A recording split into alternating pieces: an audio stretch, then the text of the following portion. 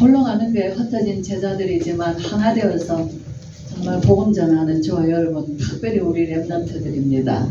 예, 그들의 고백인 줄 믿습니다. 예, 로마서 6장 보겠습니다. 1절에서 11절 말씀입니다.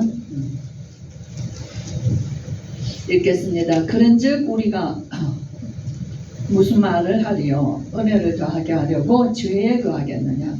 그럴 수 없느니라. 죄에 대하여 죽은 우리가 어찌 그 가운데도 살리요? 무릇 그리스도 예수와 합하여 세례를 받은 우리는 그의 죽으심과 합하여 세례를 받은 줄을 알지 못하느냐? 그러므로 우리가 그의 죽으심과 합하여 세례를 받음으로 그와 함께 장사되었나니 이는 아버지의 영광으로 말미암아 그리스도를 죽은 자 가운데서 살리심과 같이 우리로 또한 그 생명 가운데서 행하게 하려 합니다. 만일 우리가 그의 죽으심과 같은 모양으로 연합한 자가 되었으면 또한 그의 부활과 같은 모양으로 연합한 자도 되리라. 우리가 알거니와 우리의 옛사람이 예수와 함께 십자가에 못 박힌 것은 죄의 몸이 죽어 다시는 우리가 죄에게 종노릇하지 아니하려 함이니 이는 우리 죽은 자가 죄에서 벗어나 의롭다 하심을 얻었습니다. 만일 우리가 그리스도와 함께 죽었으면 또한 그와 함께 살 줄을 믿노니 이는 그리스도께서 죽은 자 가운데서 살아나셨으며 다시 죽지 아니하시고 사망이 다시 그를 주장하지 못할 줄을 알미로라. 그가 죽으심은 10절 11절 함께 읽겠습니다. 시작. 그가 죽으심은 죄에 대하여 단번에 죽으심이요 그가 살아계심은 하나님께 대하여 살아계심이니 이와 같이 너희도 너희 자신을 죄에 대하여는 죽은 자요 그리스도 예수 안에서 하나님께 대하여는 살아있는 자로 여길지어다. 아멘. 14절까지인데 오늘 여기까지 읽었습니다. 제목 보겠습니다. 시작. 그리스도와 합하여 세례를 받은 우리. 이 본문은 3절에 무릇 그리스도 예수와 합하여 세례를 받은 우리 말씀입니다. 1절에 하나님의 은혜가 우리에게 넘쳤다 그랬어요. 그래서 우리가 무슨 말을 하리요? 그 은혜를 더하게 하려고 죄에 거하겠느냐 그래요.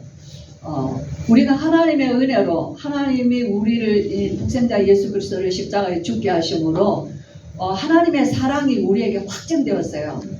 그래서 이제는 우리가 하나님과 화평하는 자가 관계가 회복이 되었습니다.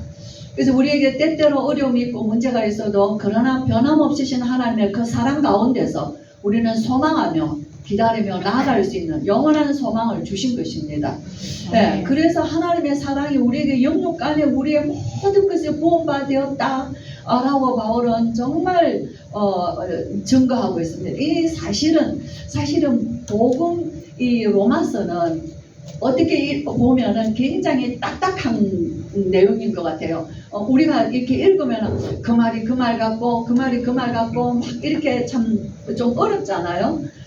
그렇게 어찌 보면은 그냥 술술 읽을 수 있는 책이 아니고 논문 같은 그런 굉장히 어려운 책이지만 그러나 사실 로마서를 하나하나 열어가면서 우리가 보면 그 복음의 핵심과 우리의 믿음이 자라나게 하시는 데에 필요한 그 개념들을 단어들을 우리가 그냥 막연하게 두리뭉술이 알고 있는 우리 신앙의 언어들이 굉장히 구체화되어지는 거예요. 그 말씀을 편집하라 그러는데 말씀에 대해서 정확한 의미를 모르면 우리는 편집할 수 없잖아요. 내 것이 될 수 없다. 편집하라는 거는 내 것이 되도록 하라라는 얘기거든요. 우리가 무슨 말씀을 뭐 어떻게 편집하면 말씀은 1.1획도 가감할 수 없는 것이에요.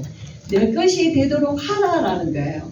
그렇죠? 그래서 우리가 로마서를 읽어가면서 그런 개념들을 하나씩 이해가 되어지고 그러므로 우리의 믿음이 예수 그리스도에 향한 믿음이 더욱더 우리가 분명해진다는 것을 분명히 체험하게 되실 것입니다. 그래서 로마서 6장에서는 바울이 6장 7장은 죄에 대해서 말하고 더 깊이 말하고 있어요. 죄. 자, 그러면 우리가 그 은혜로 구원을 받았으니 우리가 그 은혜를 더 크게 하기 위하여서 죄를 짓겠느냐 그 말이에요. 그렇죠? 그러나 사람들은 이미 구원받았고 죄의 용서 끝났으니 다 모든 게 끝났으니 그래도 죄를 지어도 되겠네라는 허용하는 생각을 가지는 거예요. 그렇죠? 왜? 우리는 이미 하나님 자녀가 됐으니까, 이미 구원 받았으니까, 이미 죄 용서 받았으니까, 어떤 죄도 미래 죄도 다 용서 받았으니까. 그래서 우리의 죄성의 생각들이 어떤 생각하냐면 죄에 대한 허용하는 마음을 가지는 거예요. 이런 신학들이 굉장히 많습니다. 예수님 당시 때는 이런 사상들이 교회 안에 많이 들어왔기 때문에 모든 서신들을 보면은 이런 것을 우려하는 내용들이 굉장히 많이 있어요. 그리고 사람들은 죄를 짓는 것을 우리는 육신은 연약하니까 그래서 하나님이 우리를 위하여 예수님이 십자가에 죽으셨으니까 이렇게 복음은 말하고 구원의 은혜를 말하면서 죄에 대해서 허용하는 것을 굉장히 많이 사람들은 가지고 있었어요. 그렇죠? 그래서 거기에 대한 바울의 단호한 얘기를 하는 것입니다. 그럴 수 없느니라. 죄에 대하여 죽은 우리가 어찌 그 가운데 더 살리요. 그렇죠? 죄에 대해서 죽었다 그랬어요. 그 죽었다는 표현이 어디냐면 무릇 그리스도 예수와 합하여 세례를 받았다 얘기합니다. 그의 죽으심과 합하여 세례를 받은 줄 알지 못하느냐. 우리가 예수님을 믿고 구원받은 하나님의 백성들, 예수 그리스도의 이름으로 우리는 세례를 받았습니다. 세례를 받는다는 것은 죽었다는 거거든요. 예, 죽는 자, 예수님의 십자가에 죽으신 게 함께 죽었다는 게 세례예요. 우리 예수님도 받을 세례가 있다고 누가복음에 말하는데 그 세례는 예수님이 지실 십자가를 말합니다. 바울이 이 고린도서와 많이 연결이 되어 있어서 우리가 로마서를 볼 수 있는데요. 고린도전서 10장에 보면은 우리 조상들이 애굽에서 나와서 제일 먼저 맞닥뜨린 곳이 홍해 앞이에요. 그렇죠? 그래서 우리의 조상들이 바다 속에 들어가서 바다를 지나왔다 그랬어요. 바다 속에 들어갔다 그랬어요. 그리고 바다에서 나왔다 그랬어요.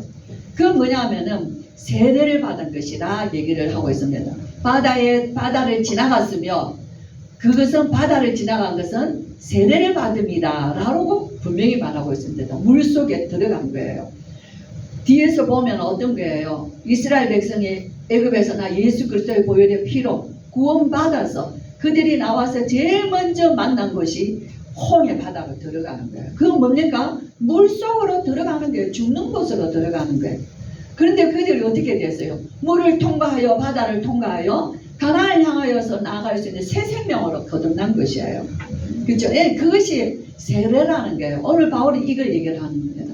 예수 그리스도로 우리가 세례받은 우리는 예수님의 십자가와도 죽음과도 합하여서 우리는 같이 죽었다 이 얘기를 하는 것이에요. 그렇죠? 예. 그래서 우리는 정말 우리가 물 세례도 받지만 깨끗함을 받고 죽어야 부활이 있지 않습니까? 죽어야 다시 사는 게 있는 거예요. 그러나 우리에게는 예수 그리스도 안에서 이제는 어떤 세례를 받았어요? 하나님의 거룩하신 성령으로 세례를 받은 것입니다.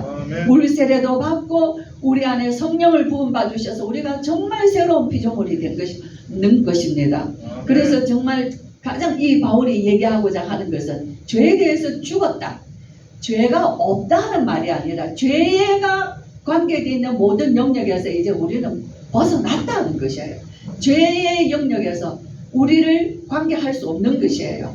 그렇기 때문에 우리는 예수 이름으로 죄와 싸울 수 있고 죄를 물리칠 수 있고 죄에 빠진 자를 건져낼 수 있는 것입니다. 죄는 어떤 죄죠? 창세기 3장. 가장 근본적인 죄는 불신앙의 죄예요.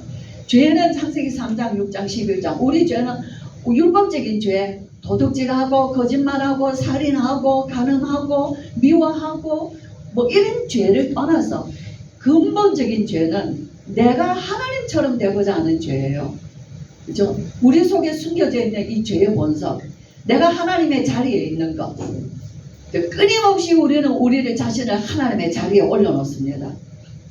그때마다 우리는 뭐 해야 되냐면 나는 상관없다는 거예요. 나는 십자가에서 예수님과 함께 합하여 연합하여 죽었다 하는 것이에요. 아멘. 어디든지 우리는 부활의, 그래서 십자가의 사건이 나의 사건이요, 예수님의 부활의 사건이 나의 사건인 것입니다. 아멘. 예수 죽었고 다시 살았어요. 그렇죠. 그렇기 때문에 부활하신 주님을 믿으시죠. 아멘. 그러면 우리의 신앙은 부활신앙이에요. 그렇기 때문에 항상 어떻게 해야 돼요? 부활의 주님이 지금 나와 함께 계시는 것이에요. 너무 좋잖아요. 그래서 우리가 뭐 예수님이 십자가의 사건, 부활 사건 이게 어떤 신학적인 게 아니라 우리의 일상에서 나의 일생이 나라는 사람의 여정이 항상 내가 하나님보다 높아지고 싶어하는 그 모든 사탄의 그 속이는 것과 악한 것들과 하나님을 대적하는 것들에게서 우리 자신을 예수님과 함께 죽은 자리에 내려가는 것이에요. 더 중요한 것은 뭐예요? 부활하신 주님으로 새 생명을 얻었으니 그 부활의 능력으로 우리가 이제는 하나님과 함께 그리스도와 함께 살아가는, 그래서 어떻게 하여 살아갑니까? 하나님의 영광을 위하여서 살아가는 것이고 복음의 증인으로 살아가는, 정말 이 놀라운 은혜를 주신 것이에요. 그래서 요즘 우리가 유 목사님 많이 말씀하시는데 그 증거가 뭐냐면 그 부활의 주님을 내가 가장 누릴 수 있는 것이 뭐예요? 부활의 주님을 가장 누릴 수 있는 것이 기도다 얘기하시는 거예요. 망대 중에 망대가 기도다. 그죠? 참 이 얘기 너무 좋습니다. 기도는 우리가 요한계시록 8장 5절에 3절에 보면은 그렇죠. 또 다른 천사가 제단 곁에 서서 금 대접에 향을 많이 받았으니 성도의 기도와 함께 보좌 앞 금 제단에 드리고자 함이라.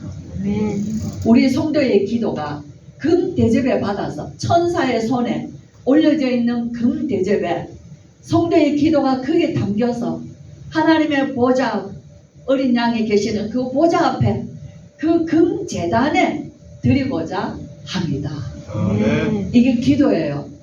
저는 제가 이 말씀을 요즘 목사님 얼마 전부터 그 말씀 하셔서 전에도 알았지만 그렇게 내가 다시 성경을 보면서 이 말씀을 암송하면서 하나님, 나의 기도가 천사의 손에 받들려 하나님의 금 대접에 담기는 기도가 되게 하시고 보좌 앞 금 제단에 드려지는 기도가 되게 하시고 하나님께 올려지는 기도가 되기를 원합니다.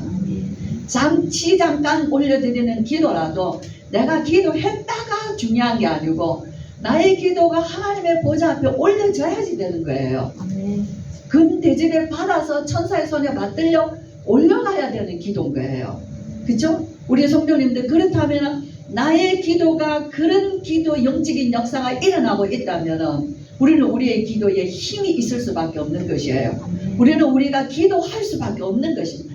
보좌와 24시 시공간을 초월하여 역사하시는 그 누림을 기도를 통하여서 누릴 수 있는 것입니다. 부활의 주님이 항상 우리와 위드와 임마누엘과 원내서 하시며, 그래서 우리가 예수 그리스도의 그 이름으로 기도할 때 예수님이 십자가 지시고 떠나실 것을 얘기했을 때 제자들이 얼마나 근심을 했는지 요한복음 14장에 예수님 말씀하실 너희는 마음에 근심하지 말라라는 거예요.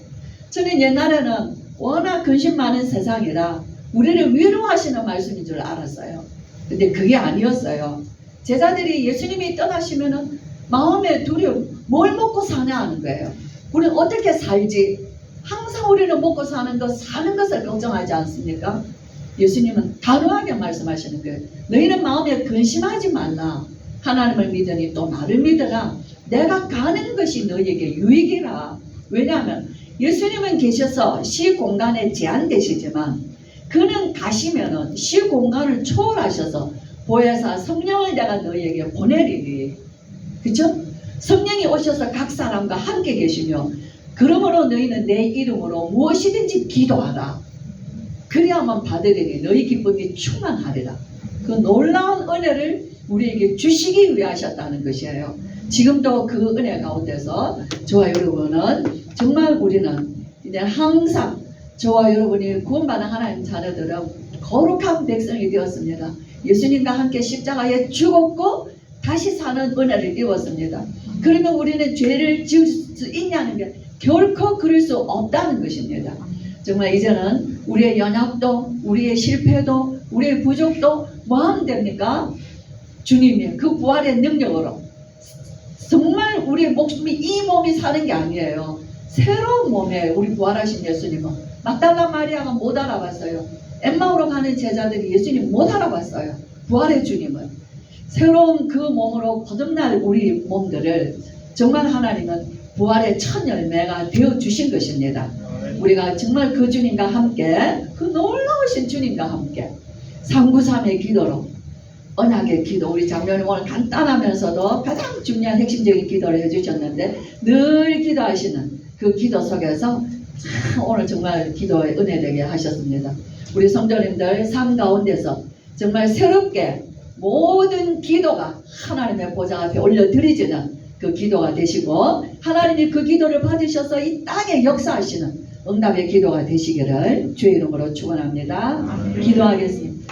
우리 주 예수 그리스도의 크신 은혜와 하나님의 사랑과 성령의 충만하심이 우리가 주님과 함께 세례를 받음으로 이제 우리도 주님과 연합하여서 죽었고 이제 새롭게 산 자가 되었으므로 정말 예수 그리스도와 동행하는 자가 되게 하시고 주님이 우리를 통하여서 이 땅에 이루실 그 일들을 다 이루시기 위하여서 우리에게 성령을 보내주시고 기도의 비밀을 주셨사오니 정말 성도들이 흩어져 있는 모든 현장에서 한 가지 뜻으로 우리가 주의 보좌를 향하여 부르짖고 기도할 때에 하나님께서 그 기도를 천사의 손에 받들려 보좌 앞에 올려 드려주므로 우리가 하나님의 큰 놀라운 시대적 응답을 체험하는 주의 증인 되기를 원하며 오늘도 하나님 우리의 현장으로 흩어지는 모든 주의 성도들과 우리 렘넌트들 머리 위에 지금으로부터 영원토록 함께 계실지어다. 아멘.